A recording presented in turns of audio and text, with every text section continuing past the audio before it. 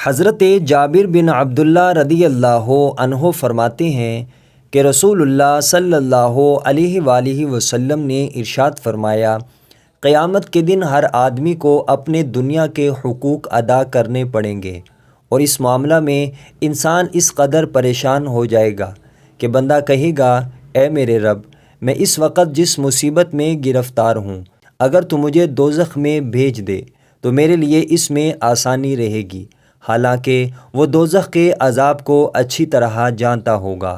مستدرک امام حاکم، حدیث نمبر 8720۔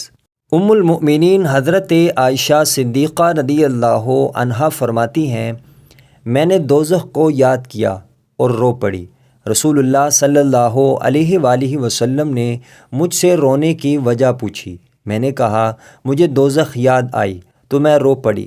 کیا آپ اپنی اہلیہ کو قیامت کے دن یاد رکھیں گے؟ رسول اللہ صلی اللہ علیہ وآلہ وسلم نے ارشاد فرمایا، 3 مقام ایسے ہوں گے جہاں کوئی بھی کسی کو یاد نہیں رہے گا جب تک کہ وہ یہ نہیں جان لے گا کہ میزان پر اس کا نیکیوں کا پلڑا باری ہے یا ہلکا۔ نامہ اعمال کھلنے کے وقت حتیٰ کہ یہ آواز لگے گی، اس کا نامہ اعمال پڑھا جائے گا، اس وقت بھی لوگوں کو ایک دوسرے کی خبر نہ ہوگی، اور یہ کیفیت اس وقت تک برقرار رہے گی جب تک ان کو یہ معلوم نہ ہو جائے گا کہ ان کا نامہ اعمال دائیں ہاتھ میں دیا جائے گا یا بائیں ہاتھ میں، یا اس کو پشت کے پیچھے سے دیا جائے گا۔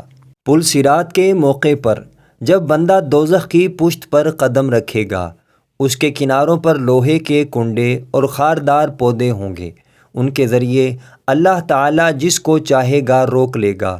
اس وقت بھی سب لوگ ایک دوسرے کو بھول چکے ہوں گے، اور ان کی یہ کیفیت اس وقت تک رہے گی جب تک وہ یہ نہیں جان لیں گے کہ ان کو اس سے نجات ملے گی یا نہیں۔ مستدرک امام حاکم، حدیث نمبر 8722۔